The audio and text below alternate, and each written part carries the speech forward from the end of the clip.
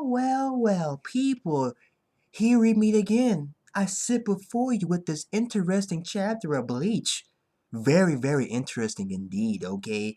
Okay, I'm kind of feeling this chapter. Really is. I like how this chapter went. I really do. Very interesting, people. Bleach chapter 565. We are diving in a little bit closer to what Juha is as a character. We get a little Costco sample. That story though, a little synopsis, quick Costco sample, like how Juha became who he is that we all know. You know what I'm saying? It's like, is Juha really a Quincy? Is he? Is this what original Quincy is? I mean the Quincy that we know is Uryu and Ryuken. Check this. Since Udi and Ryuken, Quincy, they take Reishi, they take all that energy, take it for himself. Guess what? If Juha touches you, okay, give his soul to you, okay, and if you die, all that power, all that knowledge goes right back to him. I mean, when he was a baby, people touched him, and he gave pieces of the soul to the people. And when they die, and some of them live that long, and when they die, all that power and all that knowledge went back to him. He didn't have nothing. He had no ears, nose, no mouth, nothing. He just, when he distributed his soul, and when the person died, he gets that power and that knowledge. Okay, and he lived a lot longer, and he got his eyes, ears, mouth. He got a face. He became who he is. And he got so strong that through time he distributed initials, and he gave a specific power to the person and to the initial. And when the person died, that it goes right back to the owner. And so all the people, all the students with initials, Basby, Aston, the Bambiette, and all that, it's like when they die, it goes right back to the creator, back to the person, because he's the guy who gave the initial and gave a piece to his soul. It's like, yo, it's like he's giving a piece of himself back. Okay? And it's like he, instead of like taking Reishi, he distributes you and gets it back. And Ryuken and Uru, they take Reishi and take all that. It's like it's like he's a godfather of soul. Like, whoa, a godfather of soul. Like, whoa, like where'd that come from? Like, really? I mean, hey, he's a father, the father of the Quincy, the creator of the Quincy's. I mean, Juha. I mean, people when he was a baby, they consider him a treasure, a god, and they call him by a name, Juha, and he took that name. It's like also if the Shinigami touches a piece of Juha's soul, aka the Stone Raiders, they are cursed and screwed too. So that's why Juha killed Kongdu and BG9. Kill him, you get his soul back, he becomes more powerful, he can live a lot longer. I mean, he's getting his shit back, right? And he's the rightful owner, right? And Uryu's like because Haj was telling him this, and Uryu was like shocked.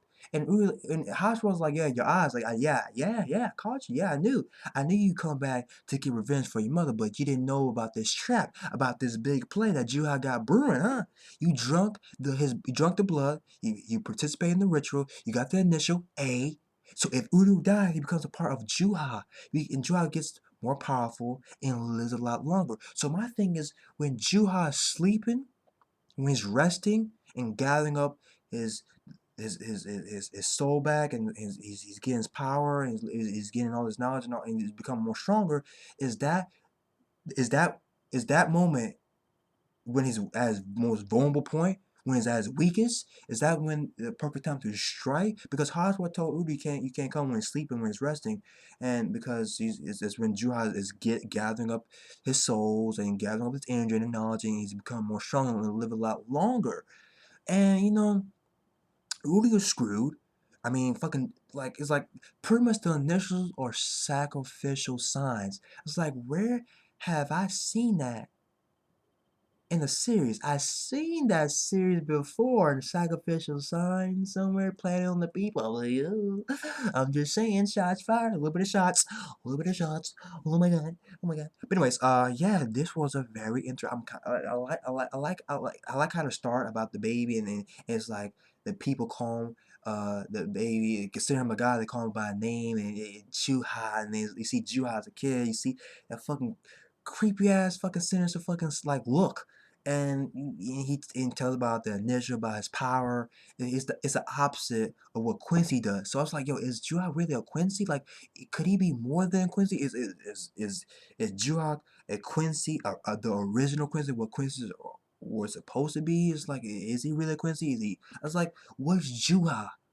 It's like, because it's not the Quincy that we know, that we've seen in series before. It questions of what is a soul, what is a Quincy. It's like, what really is a soul? Because Juha can take his soul and distribute to people, and when they die, he gets it back. It's like, yo, what is like the consequences of what is really a soul, and what is really a Quincy? What is a Quincy? Uryu and Ryuken?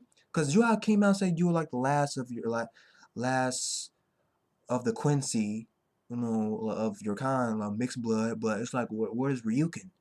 Udi is he's mixed with human and Quincy. I mean, what is Juha? Is he 100% pure Quincy, or is he more than that? It's like so many questions. Like, well, like what the fuck? What the fuck? But interesting chapter, nonetheless. Very interesting. I really felt this.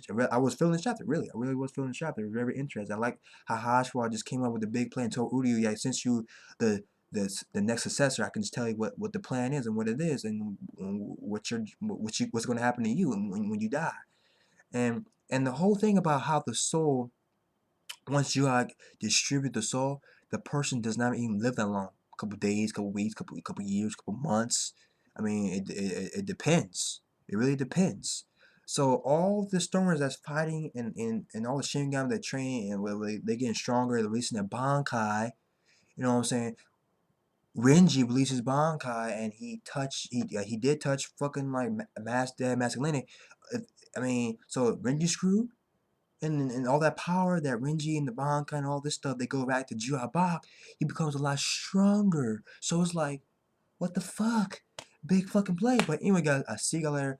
Bleach at the 565. You guys also Juha. You guys also the whole Soul and Quincy, and the whole initial, and the whole exterminators. They're pretty much sacrifices. They're pretty much it doesn't matter. They're there to make Juha stronger. So if they die, it's a win-win for him. If they kill Shinigami, and if they die, it's a win-win for Juhabak. Either way, it doesn't matter if they die, if they don't take a Shinigami. It's a win-win for him, because he becomes stronger when they die, and when people touch his soul, it's like win-win for him. So yeah, I'm out, man. I'll see you guys later.